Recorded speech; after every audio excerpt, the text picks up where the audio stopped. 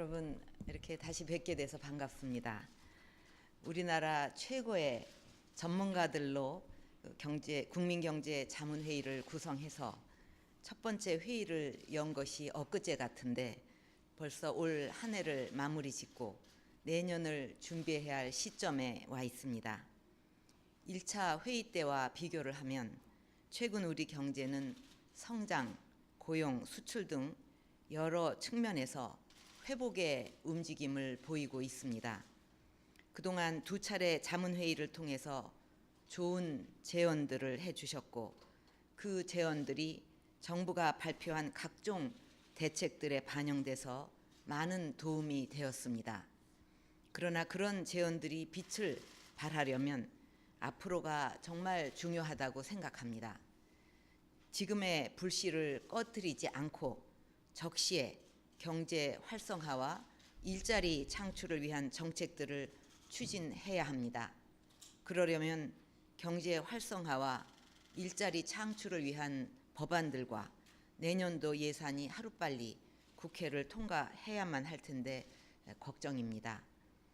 만약 내년도 예산과 법안이 국회에서 통과가 안 되면 기업들의 각종 투자 계획들이 물거품이 되고 서민을 위한 행복주택 사업과 같은 정부의 부동산 대책들도 추진이 될 수 없게 되어서 막 살아나고 있는 우리 경제에 큰 타격이 되고 국민들의 고통도 커질 것입니다.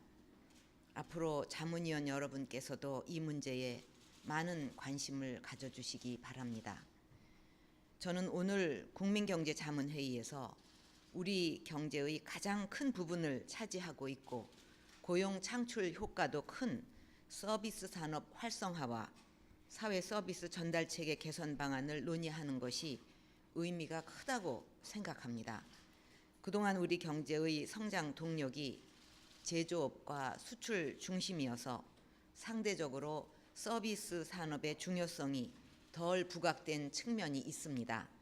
하지만 서비스 산업의 경제적 효과는 제조업보다 더 클 수 있습니다. 매출이 10억 원 늘 때 서비스 산업 일자리는 제조업의 2배 수준인 16명이 늘어나고 외국인 관광객 100명을 유치하면 반도체 12만 개를 수출한 것과 같은 효과가 있는 걸로 알고 있습니다. 또한 제조업도 서비스 산업과 융합될 때 부가가치를 높이면서 지속적으로 성장할 수가 있습니다. 스마트폰은 기존 핸드폰의 통신 서비스 외에 문화와 오락, 미디어, 소셜 네트워크 등 다양한 서비스를 결합해서 새로운 부가가치를 창출했는데 창조 경제의 핵심인 융복합도 서비스 산업의 규제가 풀릴 때 더욱 발전할 수 있게 될 것입니다.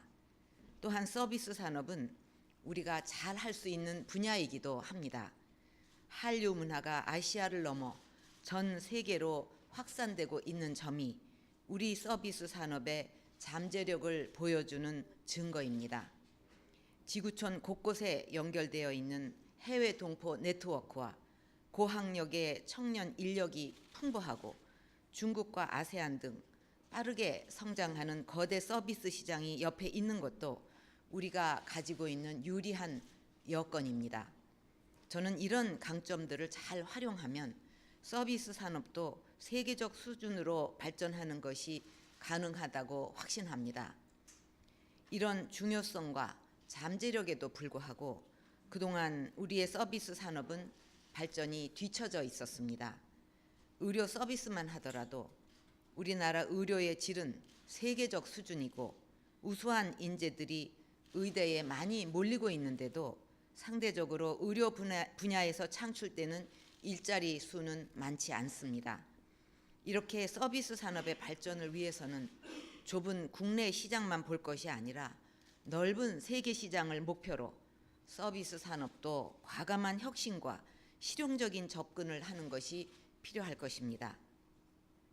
쟁점이 큰 사안은 서로 윈윈할 수 있는 창의적인 대안을 강구하고 소통과 타협을 통해서 추진할 필요가 있습니다.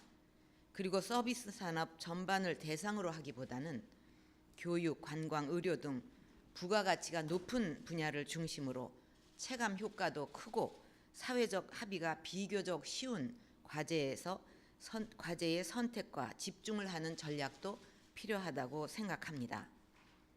오늘 또 논의할 주제 중 하나가 융합형 사회 서비스 전달 체계 개선 방안입니다.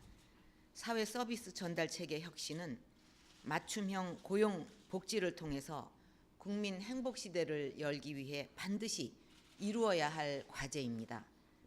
정부는 어려운 여건 속에서도 내년도 복지 예산을 확대 편성했는데 이 복지 예산이 제대로 쓰여지기 위해서는 복지 재원이 현장에 전달되기까지 누수와 중복이 없어야 하고 꼭 필요한 사람에게 필요한 때 필요한 도움이 될 수 있도록 복지 전달 체계가 제대로 설계되고 운영되어야 합니다.